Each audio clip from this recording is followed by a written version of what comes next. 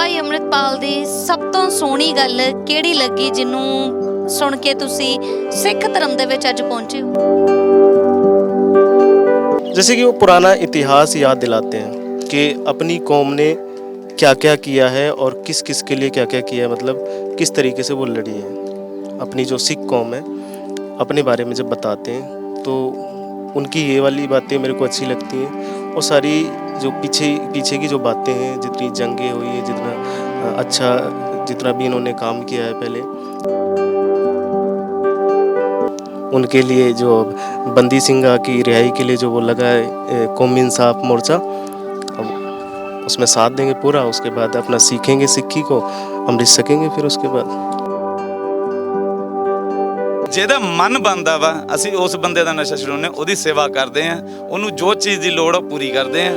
ਤੇ ਕਿਉਂਕਿ ਨਸ਼ੇ ਵਾਲਾ ਬੰਦਾ ਜਿਹੜਾ ਹੁੰਦਾ ਵਾ ਉਹਨੂੰ ਪਿਆਰ ਦੀ ਲੋੜ ਹੁੰਦੀ ਆ, ਉਹਨੂੰ ਇੱਕ ਆਪਣਾਪਨ ਚਾਹੀਦਾ ਹੁੰਦਾ, ਕਿਉਂਕਿ ਉਹਨੂੰ ਸਾਰੇ ਲੋਕ ਨਕਾਰ ਦਿੰਦੇ ਆ। ਤੇ ਇਸ ਲਈ ਇੱਥੇ ਉਹਨੂੰ ਉਹ ਜਦੋਂ ਸਾਰੀਆਂ ਚੀਜ਼ਾਂ ਮਿਲਦੀਆਂ ਤਾਂ ਬੰਦੇ ਦਾ ਆਪਣੇ ਆਪ ਮਨ ਨਸ਼ੇ ਤੋਂ ਦੂਰ ਜਾਂਦਾ ਹੈ।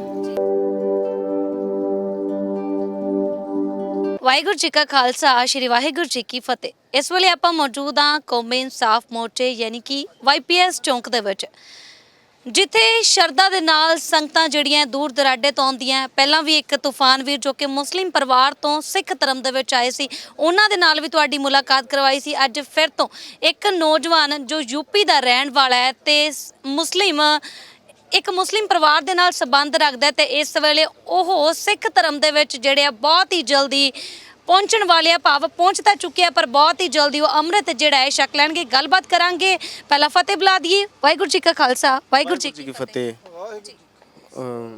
ਤੁਸੀਂ ਇੱਕ ਮੁਸਲਿਮ ਹੋ, ਤੁਸੀਂ ਦੱਸਿਆ ਸੀ। ਪਹਿਲਾਂ ਤਾਂ ਤੁਸੀਂ ਆਪਣਾ ਮੁਸਲਿਮ ਵਾਲਾ ਨਾਮ ਹੀ ਦੱਸ ਦਿਓ। जी, मेरा नाम रिजवान सैफ़ी है और मैं ज़िला बिजनौर यूपी से हूँ। हाँ जी। ਜੀ।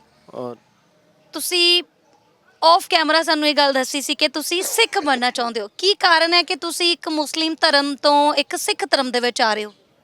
जी, मैं जैसे कि गुरुद्वारे वगैरह जाता था, मत्था टेकने जाता था अपना दस्तार वगैरह सजा करके, तो मेरा सबसे ज़्यादा मन गुरुद्वारे के अंदर लगता था, जो गुरबानी होती है उसको सुन करके, ठीक है। और ज़्यादा परेशान या ज़्यादा गुस्सा, ठीक है, इस करके मैं जैसे गुरुद्वारे में अपना गुरबानी सुनता था। उसके बाद उससे पहले जैसे भाई अमृतपाल जी के उनके विचार सुनता रहता हूँ, ठीक है, उनके विचार सुनता रहता हूँ, भजन सुनता रहता हूँ, इस तरीके से। तो ये बहुत सारी चीज़ें जो मेरे को अच्छी लगती हैं, ठीक है, इस तरीके से। ਤੁਸੀਂ ਕਿਹਾ ਕਿ ਭਾਈ ਅੰਮ੍ਰਿਤਪਾਲ ਦੇ ਵਿਚਾਰ ਸੁਣਦੇ ਹੋ। ਕਿਹੜੇ ਵਿਚਾਰਾਂ ਤੋਂ ਤੁਸੀਂ ਪ੍ਰਭਾਵਿਤ ਹੋ ਕੇ ਆਪਣਾ ਕਰ ਰਹੇ ਹੋ? जैसे कि पंजाब के लिए ये मतलब अकेला पंजाब के लिए ही नहीं है जो उनके विचार हैं, जो कि नशा छोड़ो या फिर एकजुट हो जाओ, इकट्ठे हो जाओ, अपनी कौम के लिए लड़ो, ठीक है। ये खाली पंजाब के लिए नहीं है, ये सब के लिए, क्योंकि पंजाब ने जितना भी किया है ना वो पूरी दुनिया के लिए किया है। पंजाब अपने अकेले के लिए नहीं लड़ी कभी भी। पंजाब जो है वो पंजाबी अपने अकेले के लिए कभी नहीं लड़े, ठीक है। वो मुस्लिम के लिए भी लड़े हैं, हिंदू के लिए भी लड़े हैं, सिख के लिए भी लड़े हैं, सब के लिए लड़े हैं, ठीक है। सबसे पहले ये बात है। और जब भी वो लड़े हैं वो जीत के ही आए, मैदान फतेह करके ही आए हैं, इस तरीके से। बाकी मेरे को इतनी पंजाबी नहीं आती, बहुत सारी चीज़ें जो मैं बोल नहीं पा रहा हूँ क्योंकि नहीं बोल पाता हूँ। हाँ जी। ਤੇ ਪਰਿਵਾਰ ਦੇ ਵਿੱਚ ਕੌਣ-ਕੌਣ ਹੈ ਤੇ ਇਸ ਵੇਲੇ ਪਰਿਵਾਰ ਸਿੱਖ ਹੈ ਜਾਂ ਫਿਰ ਮੁਸਲਿਮ ਭਾਈਚਾਰੇ ਦੇ ਨਾਲ ਹੀ ਸੰਬੰਧ ਰੱਖਦਾ ਹੈ? परिवार वो सारा जो जितने भी वो मुसलमान हैं, मतलब परिवार मुसलमान है, सिख नहीं है। हाँ जी। ਤੇ ਕੌਣ-ਕੌਣ ਹੈ ਪਰਿਵਾਰ 'ਚ? परिवार में मम्मी पापा भाई बहन सारे हैं, मतलब मैं सबसे बड़ा है घर में। हाँ जी। ਤੇ ਘਰ ਦੇ ਸਭ ਤੋਂ ਵੱਡੇ ਬੱਚੇ ਨੇ ਇੰਨਾ ਵੱਡਾ ਕਦਮ ਚੱਕਿਆ ਹੈ। ਸਿੱਖ ਧਰਮ ਦੇ ਵਿੱਚ ਬੱਚੇ ਨੇ ਆਪਣੇ ਮੁਸਲਿਮ ਧਰਮ ਨੂੰ, ਤੇ ਪਰਿਵਾਰ ਦੇ ਵਿੱਚੋਂ ਕਿਸੇ ਨੇ ਕੁਝ ਕੀਤਾ ਹੋਵੇ, ਰਿਸ਼ਤੇਦਾਰਾਂ ਨੇ ਕੁਝ ਕੀਤਾ ਹੋਵੇ ਕਿ ਤੂੰ ਵੱਡਾ ਹੈ, ਤੈਨੂੰ ਦੇਖ ਕੇ ਛੋਟੇ ਵੀ ਇਹੀ ਸਭ ਕਰਨਗੇ, ਇਹ ਸਵਾਲ ਤੁਹਾਡੇ ਮੂਹਰੇ ਆਏ? नहीं, ऐसा कुछ नहीं है, क्योंकि घर वाले तो और भी ज़्यादा खुश हैं और उनको पता है वैसे, क्योंकि दस्तार सजा के जैसे जाता था तो बोलते थे ये तो पंजाबी बन गया है, पंजाबी है, सरदार है, इस तरीके से। कोई इशू नहीं है किसी को। बाकी हाँ, ये तो अब सबको पता है कि यार दोस्त या जो हमारे रिश्तेदार वगैरह हैं उनको प्रॉब्लम होगी, और ऐसा हर इंसान को बोलते हैं। अगर कोई ऐसा कदम उठाता है तो उसको भी बोलना होता है, वो बोलता है, हर कोई बोलता है कि तू ऐसा क्यों कर रहा है, क्योंकि ये रोकता कोई नहीं, उसको समझाते हैं सारे, समझ रहे हैं? समझाना होता है कि आप ऐसा मत करो, ऐसा करो, ये अच्छा नहीं, ये बुरा है, समझाते हैं, रोकता कोई किसी को नहीं, और कोई किसी के रोकने से कोई नहीं रुकता है। अगर मेरे को कोई रोकेगा भी तो मैं नहीं रुकूंगा जब तक मेरा मन है, ठीक है, इस तरीके से। ਭਾਈ ਅੰਮ੍ਰਿਤਪਾਲ ਦੀ ਸਭ ਤੋਂ ਸੋਹਣੀ ਗੱਲ ਕਿਹੜੀ ਲੱਗੀ ਜਿਹਨੂੰ ਸੁਣ ਕੇ ਤੁਸੀਂ ਸਿੱਖ ਧਰਮ ਦੇ ਵਿੱਚ ਅੱਜ ਪਹੁੰਚੇ ਹੋ?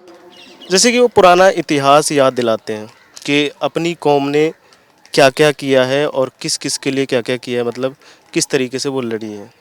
अपनी जो सिख कौम है, अपने बारे में जब बताते हैं तो उनकी ये वाली बातें मेरे को अच्छी लगती हैं, और सारी जो पीछे पीछे की जो बातें हैं, जितनी जंगें हुई है, जितना अच्छा जितना भी इन्होंने काम किया है पहले, है ना, वो सारी चीज़ें याद करके मतलब थोड़ा अच्छा लगता है। और नशा छोड़ो, क्योंकि अगर इंसान को मरना है, इंसान जब जन्म लेता है तो उसको मरना तो है ही, और जब मरना है तो नशा करके थोड़ी ना मरना है। नशा वो वाला लाओ कि एक तो इंसानियत वाला लाओ, और फिर किसी के लिए कुछ करने के लिए लाना है नशा, अच्छे काम करने के लिए, इस तरीके से। तो नशा करके मरने से अच्छा कि अपने किसी अच्छे काम के लिए। हाँ जी बिल्कुल, मैं तो मतलब बोल नहीं पा रहा हूँ मैं उस तरीके से। हाँ, ਯੂਪੀ ਤੋਂ ਤੁਸੀਂ ਕੌਮੀ ਇਨਸਾਫ ਮੋਰਚੇ ਤੱਕ ਇਹ ਵਾਲਾ ਸਫ਼ਰ ਕਿਵੇਂ ਤੈਅ ਕੀਤਾ? बस ऐसे ही अपना लाल किले पे बैठा था, तो बहुत परेशान था, अपना लंगर वंगर चखा था वहाँ। ਤੁਸੀਂ ਲਾਲ ਕਿਲੇ ਦੀ ਗੱਲ ਕੀਤੀ, ਦਿੱਲੀ ਦੇ ਵਿੱਚ ਕੀ ਕਰਦੇ ਸੀ ਤੁਸੀਂ? ਰਹਿਣ ਵਾਲੇ ਤੇ ਯੂਪੀ ਤੋਂ? हाँ, मैं काम ढूंढ रहा था वहाँ दिल्ली में, तो अपना 8 दिन आने से पहले 4 दिन वहाँ पर रुका शीशगंज में, उससे पहले 8 दिन बंगला साहिब में, वहीं पर अपना लंगर चखता था, दिन भर काम ढूंढता था, नहीं मिला, परेशान हुआ था ऐसे ही। उसके बाद फिर अपना लाल किले पे बैठा था, जो तो अपना लाल किले पे ऊपर देखा तो फिर भाई दीप सिद्धू उनका उन उनकी याद आई मेरे को कि इस तरीके से किसान आंदोलन की। तो फिर मैंने कि मेरे को याद आया कि यार मोर्चा लग रहा है, फिर वहीं चलते मुड़ के फिर वापस भाई अमृतपाल से भी मिल लेते हैं, उनको भी अपने विचार अपनी बातें बता देते हैं और अमृत छक लेते हैं। ਭਾਈ ਅੰਮ੍ਰਿਤਪਾਲ ਨੂੰ ਮਿਲ ਚੁੱਕੇ ਹੋ ਜਾਂ ਮਿਲਣਾ ਹੈ ਜੀ? जी अभी नहीं मिले, खैर बाकी मिल लेंगे। हाँ जी। ਤੁਸੀਂ ਦੀਪ ਬਾਈ ਦੀ ਗੱਲ ਕੀਤੀ ਕਿ ਤੁਸੀਂ ਦੀਪ ਬਾਈ ਨੂੰ ਯਾਦ ਕੀਤਾ ਸੀ ਕਿ ਉਹਨਾਂ ਨੇ ਕਿਸਾਨੀ ਅੰਦੋਲਨ ਵੇਲੇ ਲਾਲ ਕਿਲੇ ਦੇ ਉੱਤੇ ਝੰਡਾ ਲਹਿਰਾਇਆ ਸੀ।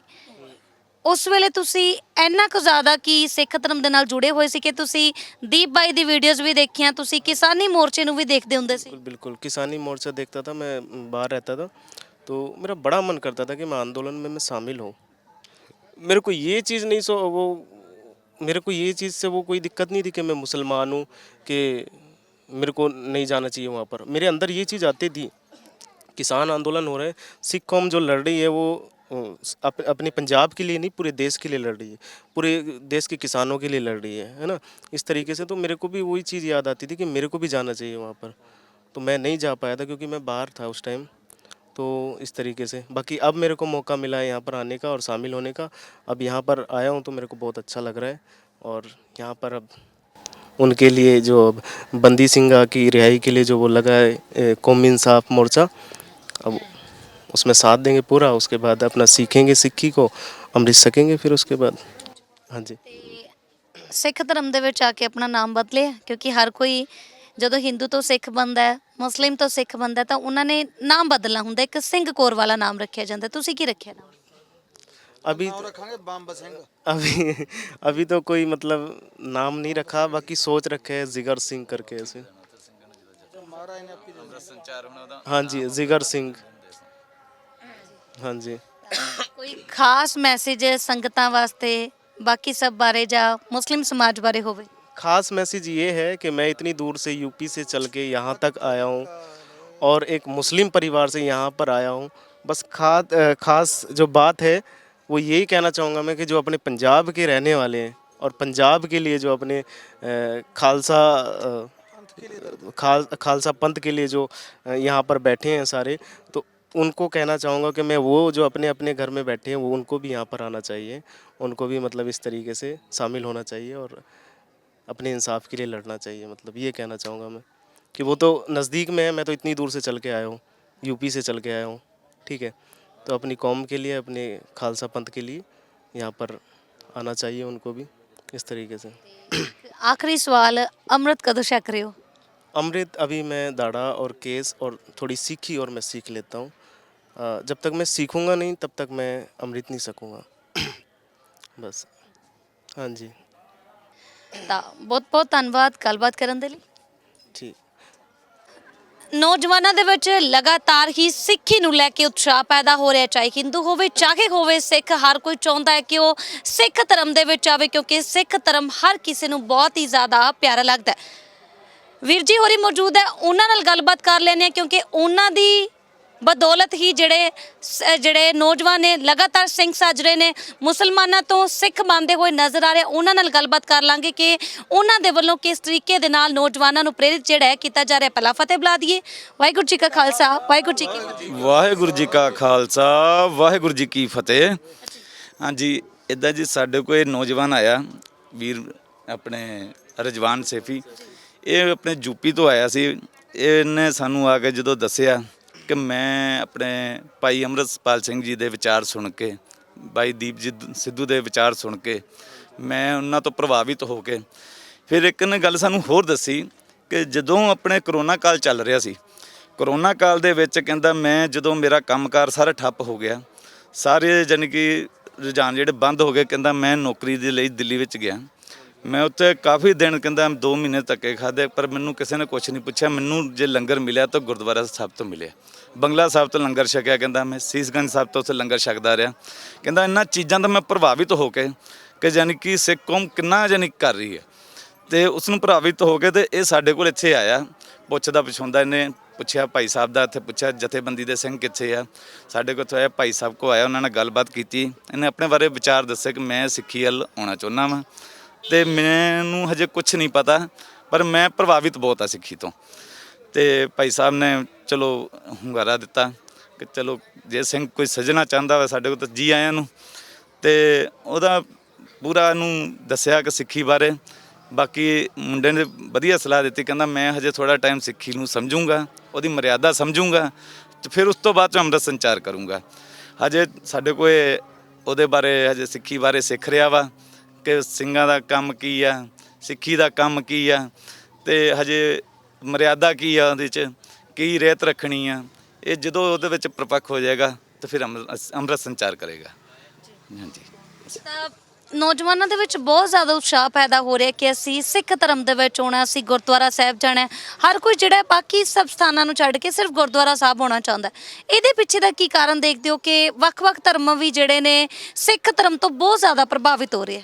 ਦੇਖੋ ਜੀ, ਇਹ ਤਾਂ ਸਾਡੇ ਗੁਰੂ ਨਾਨਕ ਦੇਵ ਸਾਹਿਬ ਜੀ ਨੇ ਜੋ ਲੰਗਰ ਪ੍ਰਥਾ ਚਲਾਈ ਆ, ਅਤੇ ਹਰ ਕੋਈ ਸਾਨੂੰ ਦੱਸਣ ਦੀ ਲੋੜ ਨਹੀਂ, ਬੱਚਾ ਵਾਕਫ ਇਸ ਚੀਜ਼ ਤੋਂ ਕਿ ਕਿਤੇ ਵੀ ਕੁਛ ਨਾ ਮਿਲੇ ਤਾਂ ਗੁਰਦੁਆਰਾ ਸਾਹਿਬ 24 ਘੰਟੇ ਖੁੱਲ੍ਹੇ ਹੈ। ਠੀਕ ਹੈ ਜੀ। ਅਤੇ ਕੋਈ ਵੀ ਬੰਦਾ ਉੱਥੋਂ ਭੁੱਖਾ ਨਹੀਂ ਜਾ ਸਕਦਾ। ਕਿਸੇ ਤਰ੍ਹਾਂ ਦੀ ਕੋਈ ਲੋੜਮੰਦ ਹੋਵੇ ਉਹਦੀ ਲੋੜ ਪੂਰੀ ਹੁੰਦੀ ਹੈ। ਇਹ ਸਾਡੇ ਜਿਹੜੇ ਉੱਚੇ ਨਿਸ਼ਾਨ ਲੱਗੇ ਆ, ਇੱਕ ਇਸੇ ਚੀਜ਼ ਦਾ ਪ੍ਰਤੀਕ ਆ ਕਿ ਤਾਂ ਕਿ ਬੰਦੇ ਨੂੰ ਦੂਰ ਤੋਂ ਪਤਾ ਲੱਗ ਜਾਂਦਾ ਹੈ ਕਿ ਮੈਂ ਇੱਥੇ ਜਾ ਕੇ ਸੇਫ ਹਾਂ ਜਾਂ ਇੱਥੇ ਜਾ ਕੇ ਮੇਰੀ ਲੋੜ ਪੂਰੀ ਹੋ ਸਕਦੀ ਹੈ।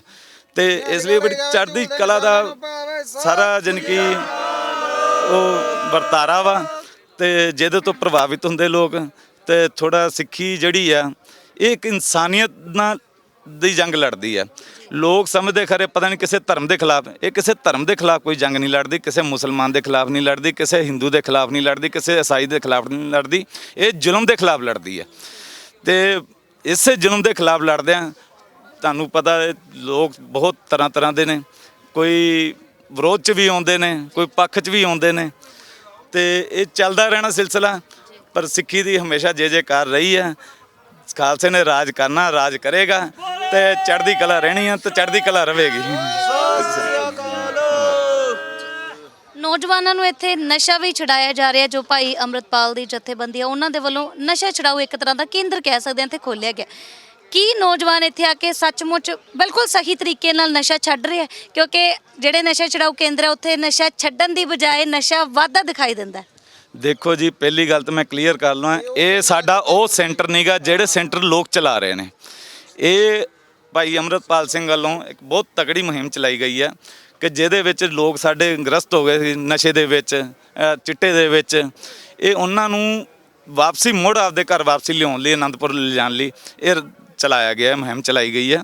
ਇਹਦੇ ਵਿੱਚ ਅਸੀਂ ਕਿਸੇ ਨਾਲ ਕੋਈ ਧੱਕੇ ਨਾਲ ਕਿਸੇ ਨਾਲ ਉਹ ਨਹੀਂ ਕਰਦੇ ਕਿ ਜੇ ਆਪਣੇ ਹਾਂ ਵੀ ਤੈਨੂੰ ਕੁੱਟ ਕੇ ਜਾਂ ਮਾਰ ਕੇ ਤੇਰਾ ਨਸ਼ਾ ਛਡਾਵਾਂਗੇ, ਨਹੀਂ, ਬਿਲਕੁਲ ਨਹੀਂ। ਜੇ ਕੋਈ ਇਸ ਗੱਲ ਨੂੰ ਕਹਿੰਦਾ ਵਾ ਤਾਂ ਉਹ ਬਿਲਕੁਲ ਝੂਠ ਆ। ਤੇ ਇੱਥੇ ਸਿਰਫ ਪਿਆਰ ਨਾਲ ਤੇ ਸਤਿਕਾਰ ਨਾਲ ਜਿਹਦਾ ਮਨ ਬਣਦਾ ਵਾ, ਅਸੀਂ ਉਸ ਬੰਦੇ ਦਾ ਨਸ਼ਾ ਛਡਾਉਂਦੇ, ਉਹਦੀ ਸੇਵਾ ਕਰਦੇ ਹਾਂ, ਉਹਨੂੰ ਜੋ ਚੀਜ਼ ਦੀ ਲੋੜ ਆ ਪੂਰੀ ਕਰਦੇ ਹਾਂ। ਤੇ ਕਿਉਂਕਿ ਨਸ਼ੇ ਵਾਲਾ ਬੰਦਾ ਜਿਹੜਾ ਹੁੰਦਾ ਵਾ, ਉਹਨੂੰ ਪਿਆਰ ਦੀ ਲੋੜ ਹੁੰਦੀ ਆ, ਉਹਨੂੰ ਇੱਕ ਆਪਣਾਪਨ ਚਾਹੀਦਾ ਹੁੰਦਾ, ਕਿਉਂਕਿ ਉਹਨੂੰ ਸਾਰੇ ਲੋਕ ਨਕਾਰ ਦਿੰਦੇ ਆ। ਤੇ ਇਸ ਲਈ ਇੱਥੇ ਉਹਨੂੰ ਉਹ ਜਦੋਂ ਸਾਰੀਆਂ ਚੀਜ਼ਾਂ ਮਿਲਦੀਆਂ ਤਾਂ ਬੰਦੇ ਦਾ ਆਪਣੇ ਆਪ ਮਨ ਨਸ਼ੇ ਤੋਂ ਦੂਰ ਜਾਂਦਾ ਹੈ।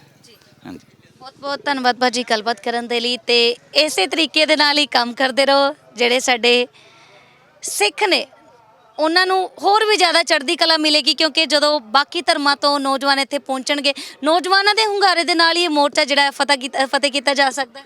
ਬਿਲਕੁਲ ਜੀ। ਦੇਖੋ ਜੀ, ਨੌਜਵਾਨੀ ਦਾ ਜੋਸ਼ ਜਿਹੜਾ ਹੈ, ਤੁਹਾਨੂੰ ਦਿੱਲੀ ਮੋਰਚੇ ਬਾਰੇ ਪਤਾ ਚੱਲ ਗਿਆ ਸਾਰਿਆਂ ਨੂੰ, ਸਾਰੇ ਬਖੂਬੀ ਜਾਣਦੇ ਆ ਕਿ ਜੇ ਨੌਜਵਾਨੀ ਉਸ ਟਾਈਮ ਤੇ ਸਾਥ ਨਾ ਦਿੰਦੀ ਤਾਂ ਮੇਰੇ ਹਿਸਾਬ ਨਾਲ ਉਹ ਮੋਰਚਾ ਨਹੀਂ ਸੀ ਜਿੱਤ ਸਕਦੇ। ਅੱਜ ਵੀ ਨੌਜਵਾਨੀ ਪੂਰਾ ਸਾਥ ਦੇਣ ਨੂੰ ਤਿਆਰ ਆ, ਪਰ ਕੀ ਆ, ਥੋੜ੍ਹੀਆਂ ਜਿਹੀਆਂ ਗੱਲਾਂ ਪਿੱਛੇ ਲੋਕ ਨੌਜਵਾਨੀ ਥੋੜ੍ਹਾ ਪਿੱਛੇ ਹੋ ਗਈ ਹੈ। ਕਿਉਂਕਿ ਜੋ ਸਾਡੇ ਉਸ ਟਾਈਮ ਦੇ ਲੀਡਰਾਂ ਨੇ ਜਿਹੜੇ ਬਣੇ ਹੋਏ ਸੀ, ਉਹਨਾਂ ਨੇ ਜੋ ਥੋੜ੍ਹਾ ਜਿਹਾ ਨੌਜਵਾਨੀ ਨਾਲ ਧਰੋ ਕਮਾਇਆ, ਜਿਹਨੂੰ ਮੈਂ ਕਹਿ ਸਕਦਾ ਵਾਂ, ਉਹਨਾਂ ਨੇ ਜੋ ਪਰਚੇ ਹੋਏ ਸੀ ਉਹਨਾਂ ਤੋਂ ਥੋੜ੍ਹਾ ਪਿੱਛੇ ਹਟ ਗਏ। ਆਪਦੀ ਸਿਰਫ ਇੱਕ ਉਹ 3 ਜਿਹੜੇ ਕਾਨੂੰਨ ਆਪਣੇ ਕਰਵਾਉਣ ਦੇ ਚੱਕਰ 'ਚ, ਆਪਦੀ ਇੱਕ ਲੀਡਰੀ ਚਮਕਾਉਣ ਦੇ ਚੱਕਰ 'ਚ ਉਹਨਾਂ ਨੇ ਬਾਕੀ ਨੌਜਵਾਨੀ ਦਾ ਨਹੀਂ ਸੋਚਿਆ। ਠੀਕ ਹੈ ਜੀ। ਜੇ ਉਹ ਨੌਜਵਾਨੀ ਦਾ ਉਸ ਟਾਈਮ 'ਤੇ ਸੋਚਦੇ ਤਾਂ ਅੱਜ ਨੌਜਵਾਨ ਮੇਰੇ ਹਿਸਾਬ ਨਾਲ ਇਸ ਮੋਰਚੇ 'ਤੇ ਵੀ ਬਹੁਤ ਵੱਡੀ ਜਾਣੀ ਗਿਣਤੀ 'ਚ ਹੁੰਦੇ। ਤੇ ਉਹ ਸਿਰਫ ਉਸੇ ਧੜਕੂ ਦੇ ਕਰਕੇ ਹੀ ਅੱਜ ਨੌਜਵਾਨੀ ਜਿਹੜੀ ਭਟਕੀ ਹੋਈ ਹੈ।